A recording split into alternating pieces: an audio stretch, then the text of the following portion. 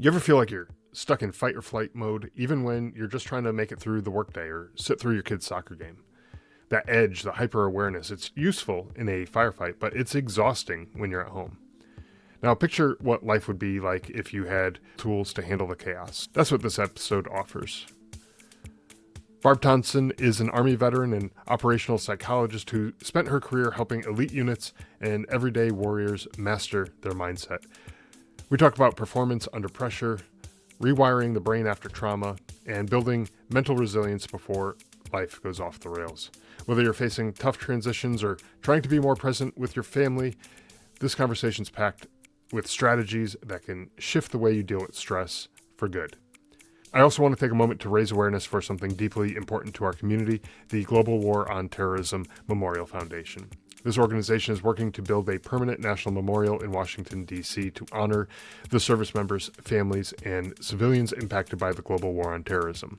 This memorial serves as both a tribute to those who served and a way to ensure their sacrifices are recognized and remembered for generations to come.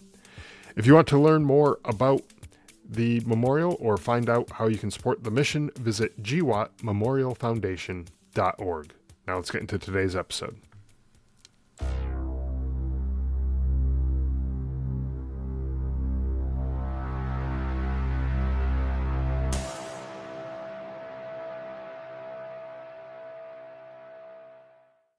Hey, Barb, welcome to the show. I'm really glad to have you here.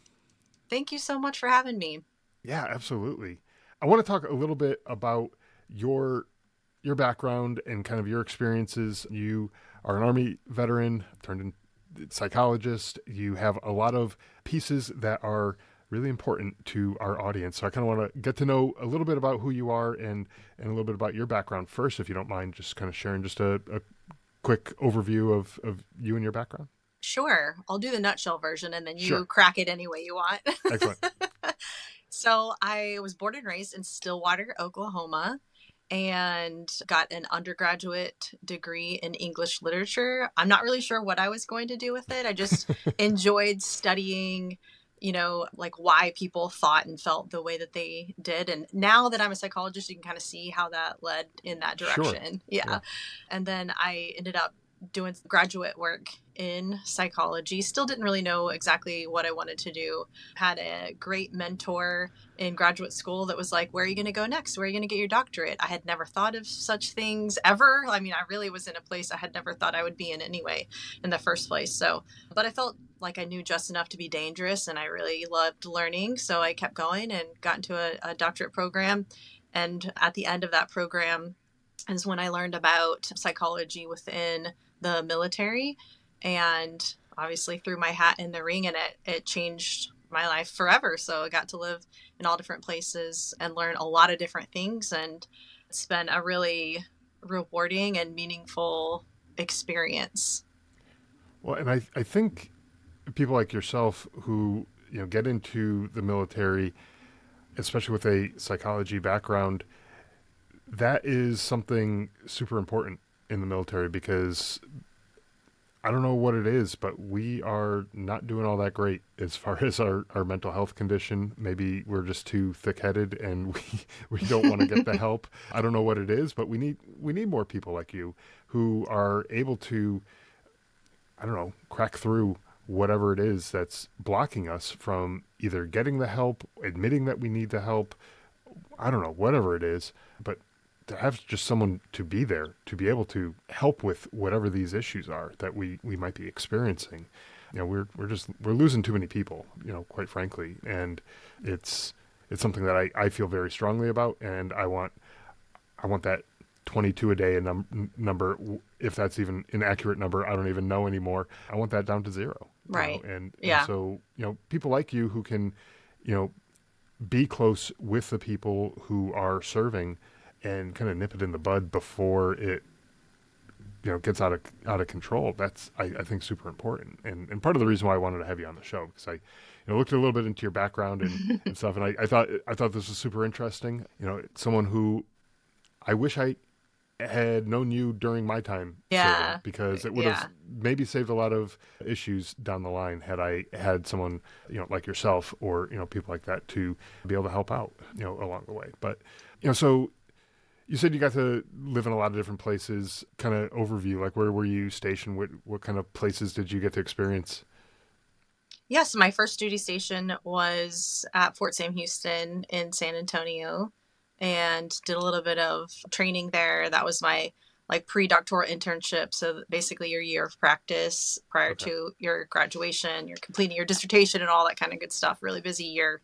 And then I was introduced to operational psychology. And at the time, the Army had a postdoc residency at Fort Bragg in North Carolina. And it was a whole nother side of psychology that I didn't know about Hmm. and just like lit me on fire. And I said, okay, it's funny, like kind of walking into a room and then an hour later, you have this whole new direction. Obviously, it's not a That's whole new awesome. direction, but yeah, it was really cool. And so I went through that assessment and selection process and then went to Fort Bragg and started kind of like on the job training for operational psychology, which took me outside of, a traditional clinic and into some really exciting areas where I could still be close, to the service member, but just, consult in a different way. So you mentioned operational psychology as kind of a new direction, not entirely new, but a branch off of the direction that you were going, perhaps. How is operational psychology different than traditional? I don't want to call it vanilla psychology, but your general traditional psychology. What is the difference there that you Yeah, experience? that is a fantastic question. So, for the most part, we're trained clinically. We're trained in the same way, so our schooling will look very similar, but it comes to down to practice. So, a clinical psychologist will is the expert on, a patient comes in or a person comes in, they do an intake or a debrief or, whatever you want to call it, get to know that person, make their diagnoses, and then create a treatment plan based on those diagnoses to see that person get well, right? An operational psychologist is still clinically trained. So everything a clinical psychologist knows about human behavior and assessment and things like that is similar. It's just that we utilize that information a little bit differently. And so some of the areas that are most common to see operational psychologists working in are the assessment and selection of personnel for high risk, high performing teams. So you'll see that in the military, our SOF, special operations forces units, where we consult to leadership on organizational development, training, performance enhancement, crisis negotiations, consult to aviation. So using again that knowledge of human behavior and human factors, but in a way that hopefully helps it operationally rather than Sure. on an individual level. Another area we consult to, intelligence operations or counterintelligence operations through a number of different ways and through, consultation to military interrogations or indirect assessment.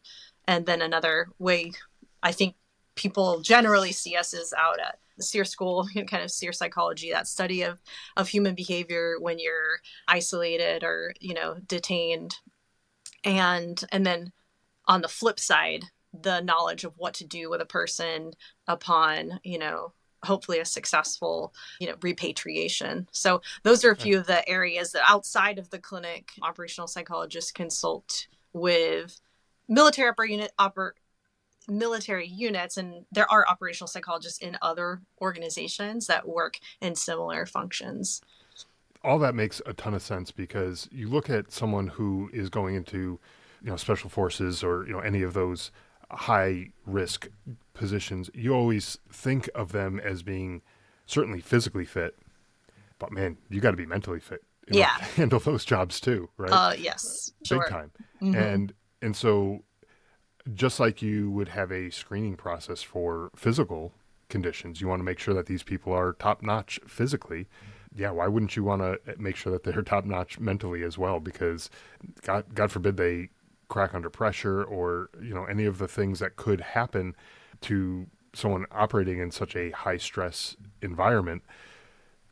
You don't want to be finding that stuff out in the middle of a firefight or Right. in some other must be completed kind of mission. You don't want that to be found out at that point. That's a little too Right. late in the Mm-hmm. process. Yeah, sure, the person may be a stud as far as their PT and their physical appearance goes, not just appearance but their physical abilities goes, but if they can't handle it mentally, that's going to be a problem. So we're talking about a lot of things, mentally, obviously, talking about psychology. And you're a big believer in the power of mindset. And you've worked with a lot of high performing individuals. How does someone manage to maintain that strong, positive mindset, especially in those high pressure situations? You know, we see that a lot in, those kind of higher tier operator levels, special forces. But how do they maintain that kind of mindset going through those types of things? Yeah, I think there's 100 things I could say about this. So I'll try to break it up into a few sections, but Maybe 80 um 20 it, like I that. know, right? So it really depends. It depends, right? There are some things in performance psychology that you could teach, kind of to most individuals. And I think that might be most beneficial for this conversation. Sure. But to maintain a strong mindset, I wouldn't even necessarily say positive, because sometimes Okay. Yeah, that's true. that's, whether it's positive or not, what you really want out of it is the progression, right? To keep going, to keep moving forward, to stay strong in the midst of kind of failure or chaos or uncertainty.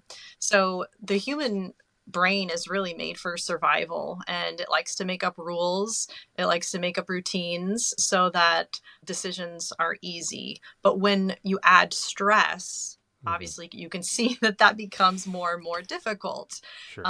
And so part of maintaining that strong mindset is breaking it up into pieces a little bit, right? And so, and there's lots of different cool stories, survival stories, right? About whether it's POWs, that we've studied from, the Holocaust era, or whether it's people who've been, doing these fantastic, alpine climbs and gotten stuck somewhere. Like, there's lots of research with humans who've had to endure a lot more than maybe you and I kind of in our day-to-day lives. And you can obviously take that to the battlefield as well. Hmm. So a few of the things that we've learned from those people is that distancing yourself from the situation can help a little bit. One fantastic way to distance yourself is to keep in mind the hero's journey. Now, this is a theory by Joseph Campbell. You see it in every kind of like Marvel movie ever made, right? It's like the same storyline, but it works. Like, we're hooked, and we're hooked because we experience that as humans. It's this constant phasic nature to life. And so there's this hero, and that would be you, or that the listener. If you're listening, you're the hero in your own story, right? And you have this sense of calling to something greater. You kind of step out into that. You experience trials and tribulations along the way. You eventually get to this deep, dark place where no one ever wants to go, right? And then along the way, you're given tools or mentorship to kind of get you through those deepest, darkest places, and you come out on the other side having grown, having been enlightened.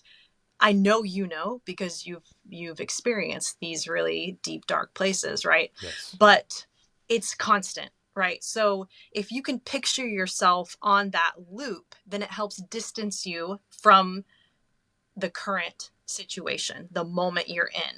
And then you also know simultaneously that it is phasic, that it doesn't last forever, right? The deep, dark place, the belly of the beast, like, you can come out of it, and you will, because you've done it in the past, and you'll face other beasts in the future. So distancing is one thing that I like to teach. I think it's fantastic for any difficult place you find yourself in, especially the ones that you don't choose. Like, a lot of people join the service because they want to do hard things, right? They want that challenge. That's a Hmm. challenge they choose. But many times what ends up happening, either when you're in the service or when you transition out, is you're faced with, difficulties in life that you don't want. And for some reason, we have a totally different attitude towards these difficulties, and we throw our hands in the air, and we throw a temper tantrum, and why me, and all this kind of stuff. We turn into toddlers when we chose really hard things. Like, we can do Right. hard things. It's just that we wanted those hard things, and we don't want those hard things. Yeah. But in life, we don't get to choose. So I like distancing. I like using the hero's journey as an example for that, and just being able to picture yourself. Okay, it's fine. Like, I'm in a trial and tribulation, but What I know from the hero's journey is like I can reach out to other people, I can do my research, right? I can stay connected. And eventually the phase will change, and I'll Hmm. come out stronger for it, and I'll be able to share that experience back with the quote unquote normal world. Right. Another skill I like to teach is just small goals and small victories.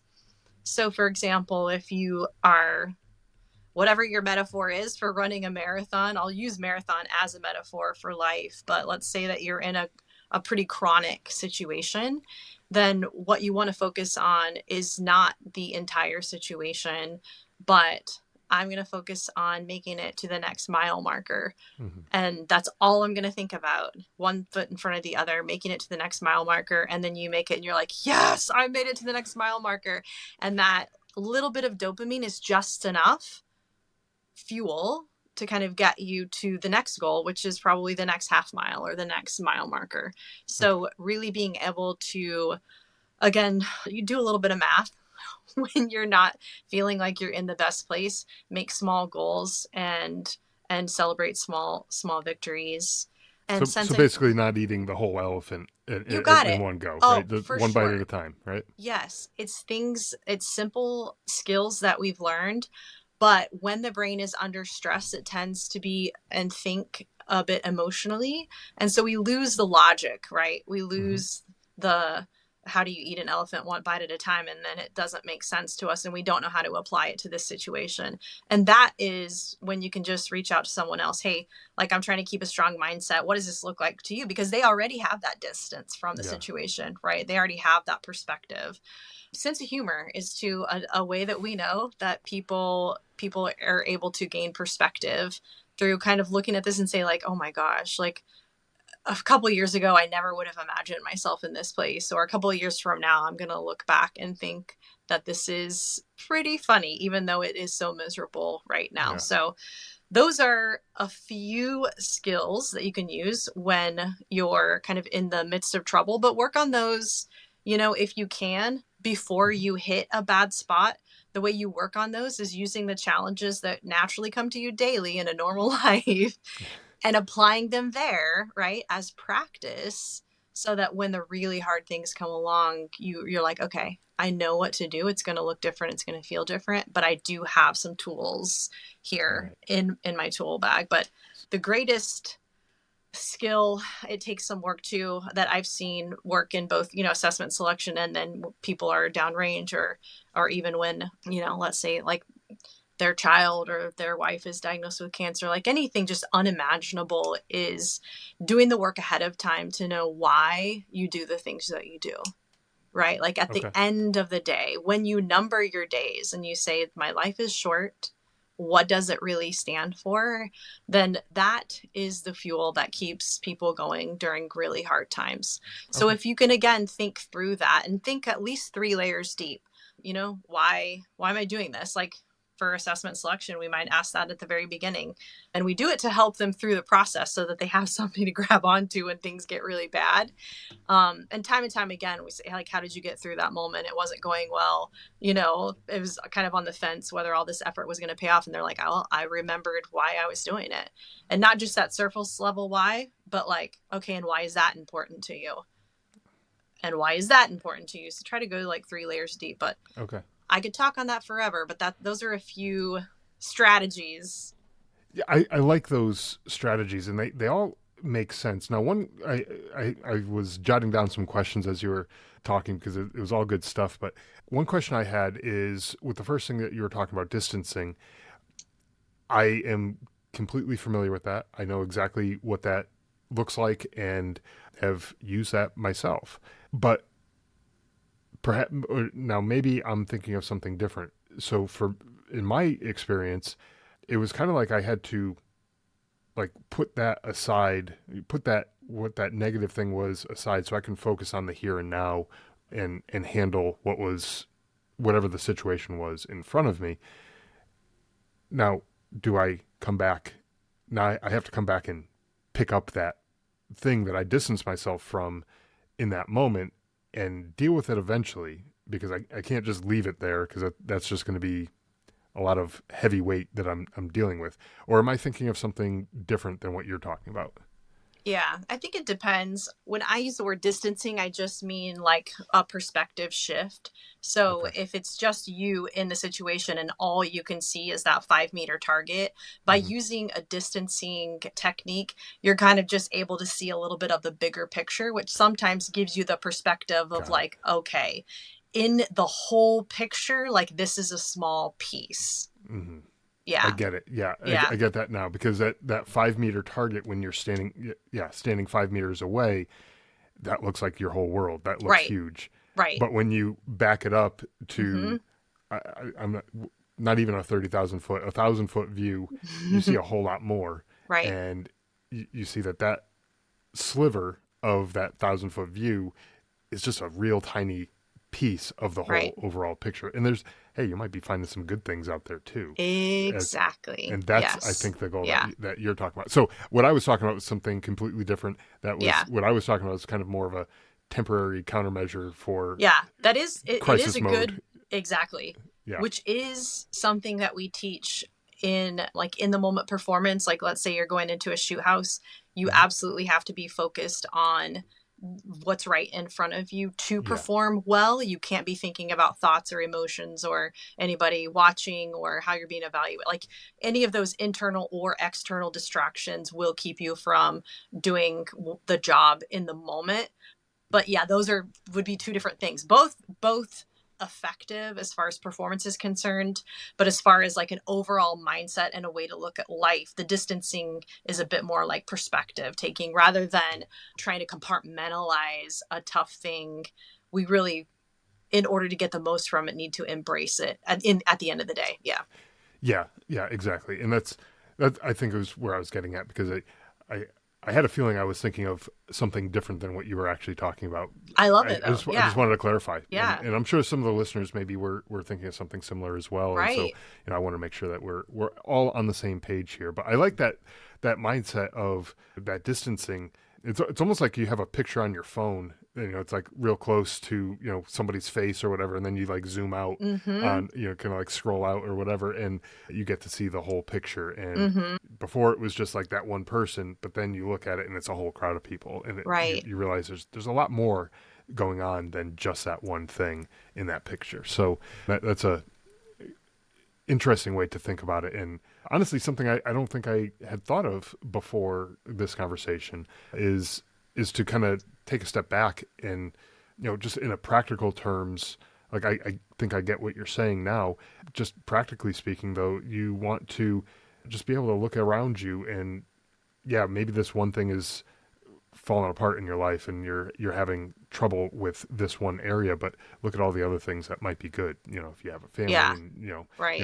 they're healthy and okay, well I can be grateful for that. And I think at the end of the day it comes down to gratitude and just being able to look at those things that you can be grateful for, right? Yeah, by using a distancing or chunking goals, any of that stuff, sense of Yeah. humor, you're really trying to just stop that fight or flight response, Hmm.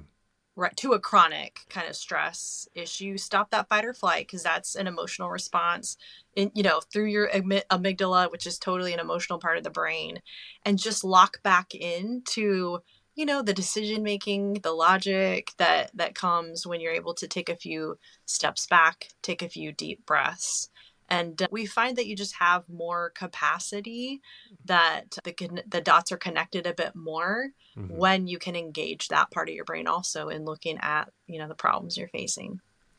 Yeah, that's a good way to put it. Now, on the other side, so that those are some tools to kind of deal with some of the issues that people might be facing. But in your experience working as an operational psychologist, what were some of the challenges that you were seeing people dealing with, whether it was like pre-selection or like maybe a post-deployment type thing, where they were coming to you afterwards and PTSD type things, or what were some of the major issues that you were experiencing? Or not you Yeah, experiencing, but you in the people that you were seeing, sure. I guess is what I'm trying to say. Yeah, sure. Yeah, I mean, you already mentioned a lot of it, but so pre-selection, it's the hard you're choosing, right? So you're excited about it, you're Yeah. motivated, you're locked in, you're focused, your time, your attention, your effort is all focused on one thing.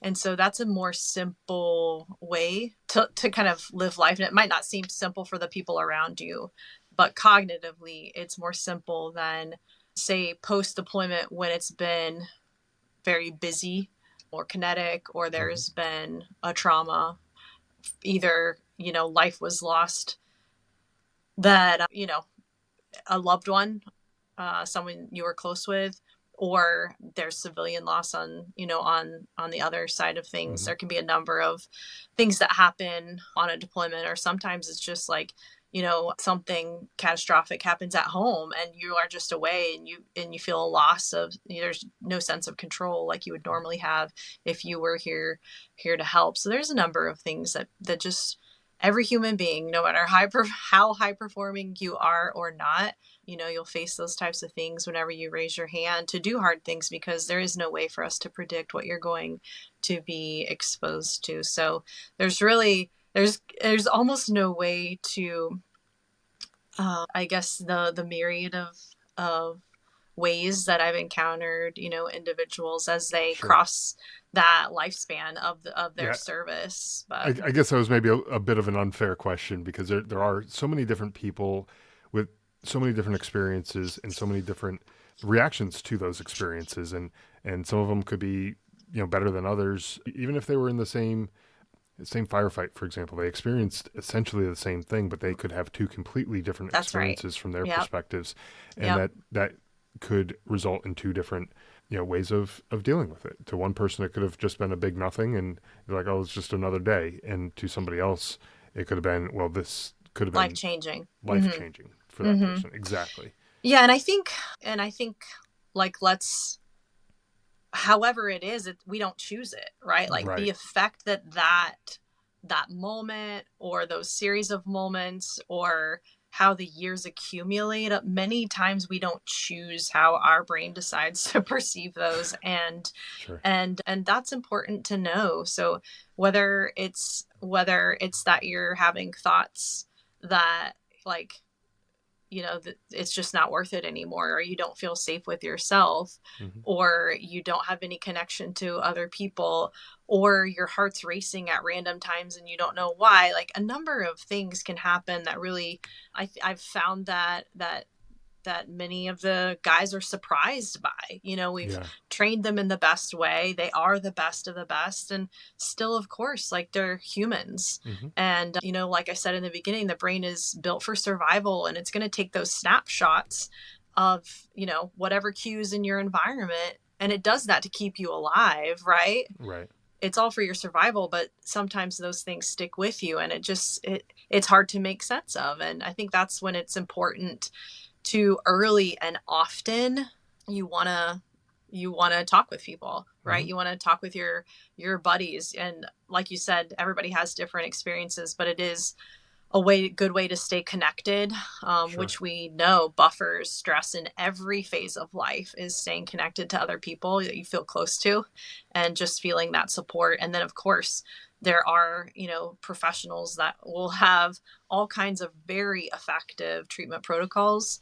And even then, like, it takes a lot of courage to go, not necessarily because, um, of the stigma so much, even though, of course, there's always going to be the Sure. stigma. And that's just a human thing. Like, that's not a military thing. That's a human pride, right? Like, that's Yeah. our ego. It's just a human thing to say, like, I don't want to admit that I have any problems. I don't want to ask for help. So that's not a high performing thing. That's not a low performing thing. Like, that's just our human ego getting in our way, quite frankly. You know what I'm Sure. saying? Yeah. So, Yeah. Exactly. And yeah. and you were talking about something about the, in those high stress environments, our brains are wired to survive. Mm-hmm. And so, like you were saying earlier, we create a set of rules that enable us to survive, Right. and that's from a very young age. You Right. do that. You start learning things are, Unconsciously. yeah, Absolutely. exactly. Mm-hmm. It's not like you have to go to school to learn these things. This is Nope. just through life experience. You learn that Right.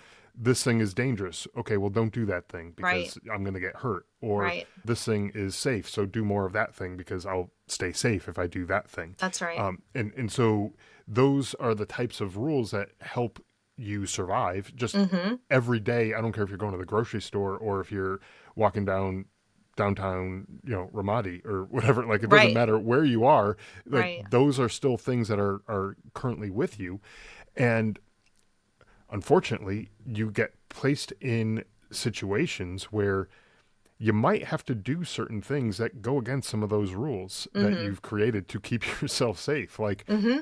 I might have to go rescue my buddy who is under fire. And, well, generally, I wouldn't go run out into where people are shooting because that's stupid. Like, you don't want to do that. But I also need to, provide, cover fire for my buddy so that he can get Mm-hmm. out of this area that he's pinned down in. Well, that's breaking one of those rules that you've made up in your head, unconsciously, like you said.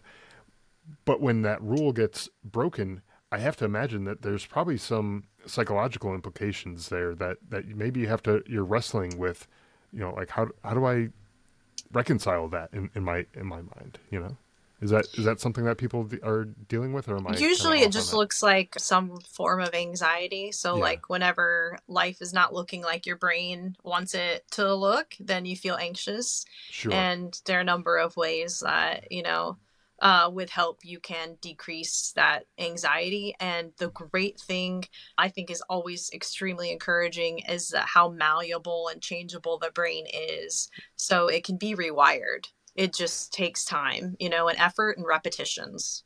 Yeah, and I think to your point earlier that you were talking about doing those small things, the humor, the Hmm. those other things that you were talking about, the distancing, all the things that you were referring to earlier, doing those just in your day-to-day life when you have a minor setback, a minor inconvenience, you can laugh at that because at the end of the day, who cares? It's not a Right. big deal. Right.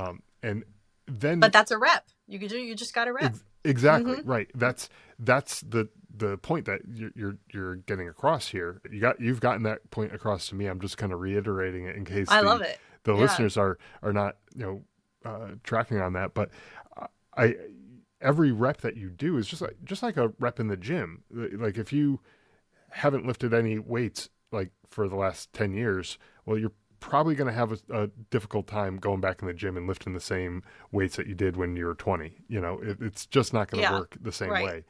But you can start building that up again slowly, and with enough work, enough repetitions, enough effort, you might get back to maybe not exactly what you were when you were a young person, but when as you get older, and I'm experiencing this myself, it's harder and harder to get back to where I was when I was 20, and that's a tough pill to swallow sometimes. But it's the same idea where the more repetitions that you do with anything, the better it gets. It's almost like that muscle memory. If you want to get good at a sport, you have to practice it and you have to do it the right way. My youngest son, he's a pitcher in baseball, and I've told this story on the show before, but not for a little while. So I'll say it again because it's kind of applies here. He was pitching and he was doing the sidearm thing. Like, he was throwing sidearm and he was throwing the ball all wild, all over the place. And he was in the backyard practicing one time, and I said, you're gonna get really good at pitching the wrong way. Yeah. And so there is something to be said about those repetitions, that if you're Hmm. doing the wrong thing, if you're just letting those negative thoughts stay and fester, and Yep. you're entertaining those negative thoughts without Yep. countering them or whatever, Oh, you'll that's get a better and better at it. you'll get Hmm. better at being Yeah. negative. You'll get Yeah. really good at being negative. Hmm. And so, It's just like true. with my son and pitching the wrong way, yes, you can practice, but you're gonna practice the wrong way, so you're gonna get good at doing it the wrong way and not doing it the right way. And so, same thing with these thoughts that you're talking about, and these are choices that we make too, because when those negative thoughts come into our head, we can choose to just let them get us down, or we can choose to laugh them off, use the humor technique like you were talking about, or any number of other things that we can do to kind of counter that, and that becomes that next repetition, right? Yeah, use it as an experiment, honestly. So you're having a bad thought, Yeah.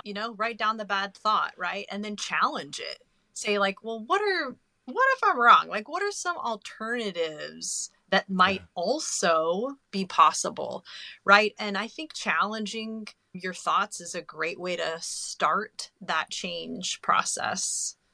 Yeah. What might also be true, and be Mm-hmm. honest about that, right? Because it's Mm-hmm. easy to get down on yourself and convince yourself that nope, world is ending. I'm a Mm-hmm. failure. I'm a, Right. whatever. You can get really good at doing that really quickly.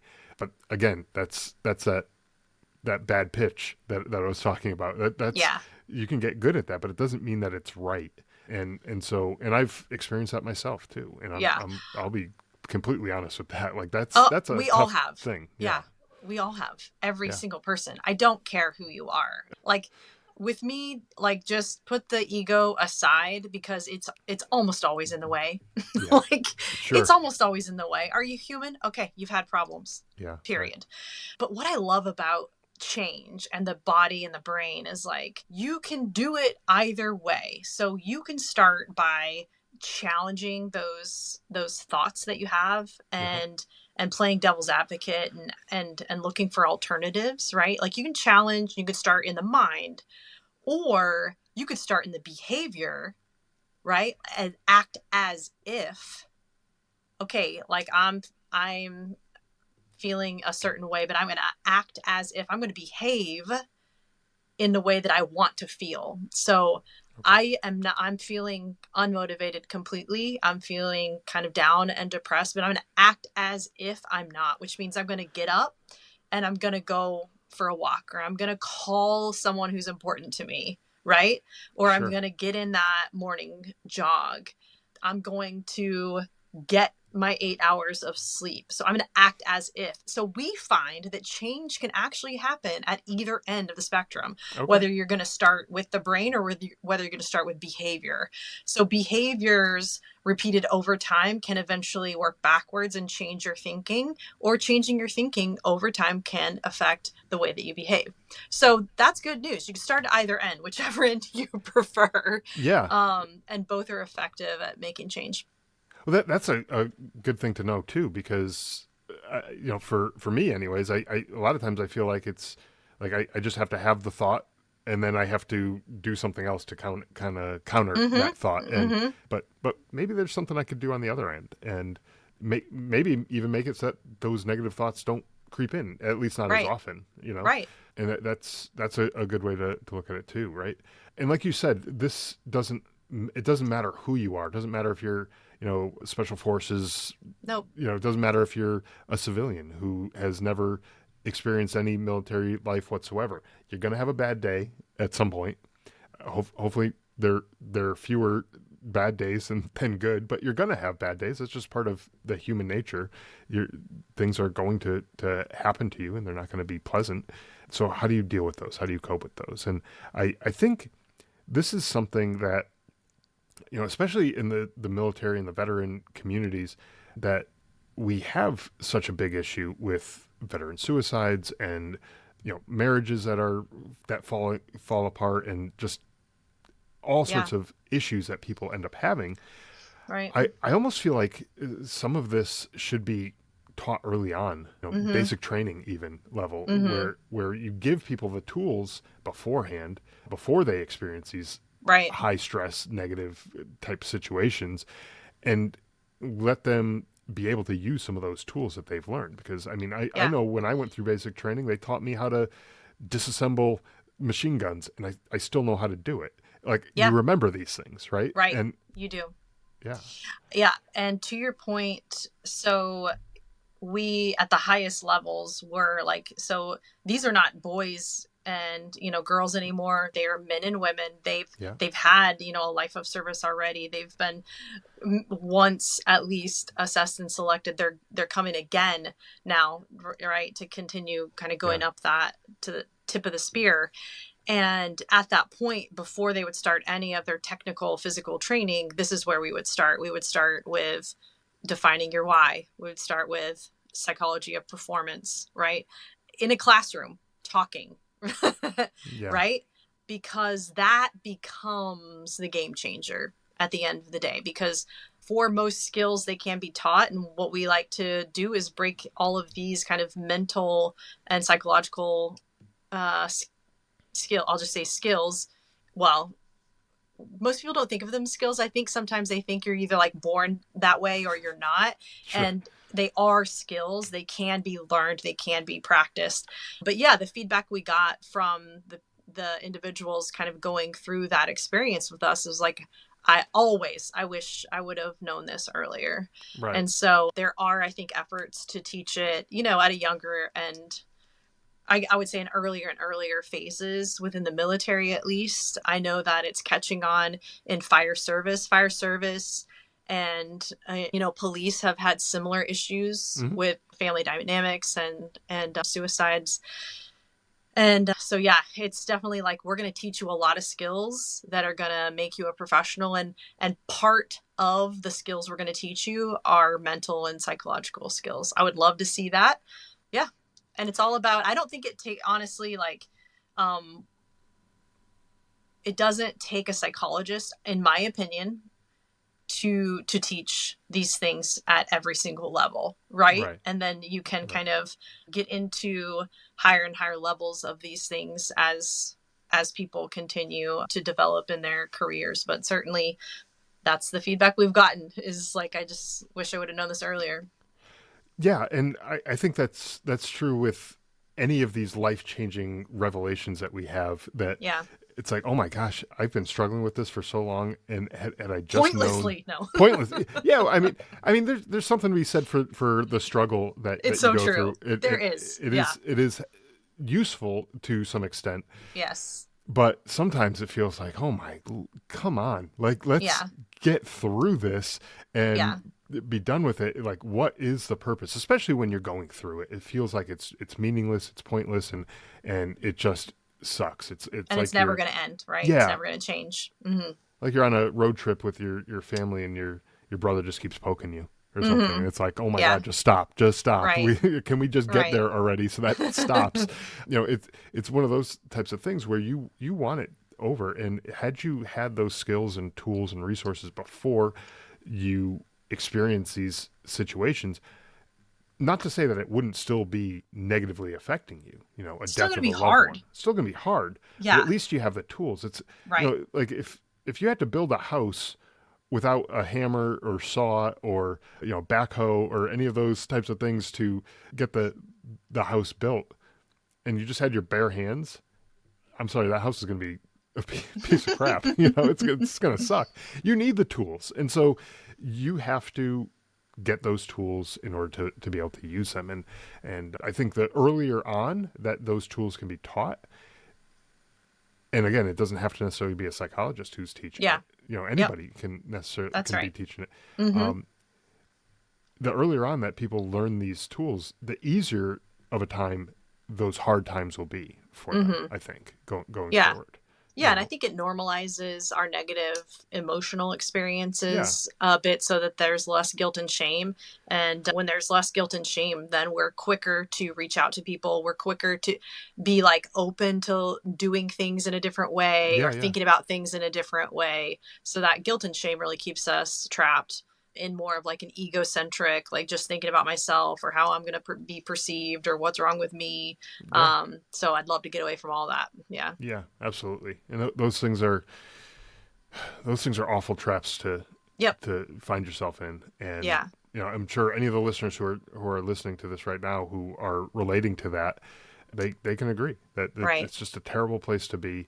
Nobody wants to be there, but we keep putting ourselves there. And that's the thing that I find fascinating in a crazy way. Like, especially from my own experiences, it's like I could tell somebody else if they were saying the same things about themselves that I'm saying about myself. I would tell them, no way. I'd give them all the reasons that none of that stuff is true. Looking inward to myself, I have the hardest time sometimes, and I've started to learn some of these tools that you're talking about and some of the things to help work through that. But it's hard. And I know a lot of people have trouble with that. And, but again, if you knew this stuff earlier, it would just be so much easier. Right. So I know a lot of veterans, a lot of maybe even active duty, some spouses and folks like that are listening to this show. Probably would love to know more about what you do and find out more information. You know, I'm sure we could continue talking for hours on this topic because there's so much to cover. But you know, there's only so much time in the day, and you know, I'd love to leave a little for the listeners if they want to, you know, reach out to you and find out more about what you do and that type of stuff. Where can they go to find more information? Yeah, you can go to drbarbthompson.com. That's a pretty easy place to Sure. find. Yeah, and you can find Excellent. me on LinkedIn also. Um, yeah, LinkedIn is a funny place. You don't want to like be on there too much, but I have found that it can be useful in creating meaningful connections, and Sure. that's what you want to leave it with. But I'm happy to I have people message me and we'll hop on a call and we'll talk it out. I love doing that. I love saying like, what's the problem? Let's strategize together and just think of some ways like moving forward that you can use this for yourself, your team, or your organization. Um, there's a couple of organizations that I'm passionate about and I think might be helpful to your listeners. Yeah. One of those is called Shields and Stripes, Hmm. and it is a holistic treatment program for veterans and first responders. And what my friend Steve has done and Jen, they have put together a holistic team with, yeah, you've got your psych assets, but you also have strength and conditioning, you have physical therapy, occupational therapy, you have like Yeah. spiritual assets, you have dietitians, and they're looking at you from every angle. And you do this 3-week intensive treatment program with 7 other individuals, right, who are facing, usually it's trauma of some kind, so PTSD or some type of cognitive issues from TBI, but check them out. We're moving to 3 cohorts a year, and this is an all expense paid treatment program that's been life changing for the individuals in it. So I would encourage, you can find them on my website as well. Okay. Yep. And then Hero Games Charity is another one that it honors a Gold Star family every year through a 1 day, it's a full day immersive team experience. So if you've never been through an assessment and selection, you've never been in the military, or you have, like me or like you will love the day spent out in the Blue Ridge Mountains honoring a Gold Star family with a 35, 45-pound ruck on your back and doing some team events. So yeah, those are some things that I'm interested in, places you can find me. Like you said, I think it's tip of the iceberg, Yeah. that we've talked about. And I think there are many practical things that can help not only veterans, but the people who love the veterans. And Hmm. then as well as we do share a lot of similarities with, first responders as well. So, Yeah, absolutely. And to your point, the people who love the veterans, the veterans sometimes they don't know where to yep. reach out to, Start. or Yeah, or just don't.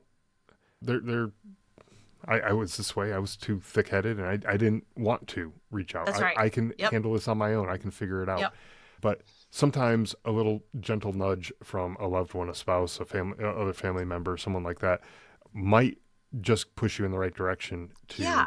to find the help that you need. And so, Do you it know, for now. yeah, Do it now. exactly, yeah, You go and watch some of these testimonies of people who they're like, well, yeah, like, oh, we do have plenty of people who are like my wife or my best friend. Like they told me to apply, that I need to do this. And then it's the same thing. It's like, why didn't I just do it earlier? yeah, You know what I mean? Like your life is so valuable. Let's not waste any of the days. right. And the other way to look at that too is that, you know, if you're a parent or a spouse or child of someone, whatever relationship it is that you have with those other people, I'm sure everyone wants to be the best at it that they can be. I want to be the best father I can be. I want to be the Right. best husband that I can be. I want to be the, Yeah. you know, the best whatever that I can be. And if I'm not going to my kids' games because I don't want to be in the crowds of people, Yeah. or if Right. I'm not, you know, doing things, going out with them, taking them bowling, taking them to the movies, or doing things with them because I Mm-hmm. don't want to, then Mm-hmm. I'm not really giving them the experiences that that they should really they should be able to experience as Yeah. kids. And Yeah. so I don't do it necessarily for me. I mean, yes, there is that component, but a big piece of it is, what is my why? Going back to that, Mm-hmm. my why is those those other Yeah. people in my life Right. that I care for, Right. that I want to show up for them the best way that I can. Yeah. And I think everyone has to figure out what that why is for Yeah. themselves. And And we can definitely help in that area yeah, too. for sure, Um, Change is scary, it but is. I guarantee you've already faced scary things. And I also know I've seen it, that there is relief. So that's what I want for everyone. Absolutely. And you're doing great work, and I really appreciate everything that you're doing. Same to And you. thank you. I appreciate that. But thank you so much for not only the work that you're doing, but also for taking the time to come on the show. I really did enjoy our conversation, and looking forward to maybe having another conversation in the future to kind of chip away at some of this iceberg. Yeah, really. That sounds great. Thank you so much for having me. All right. Thank you.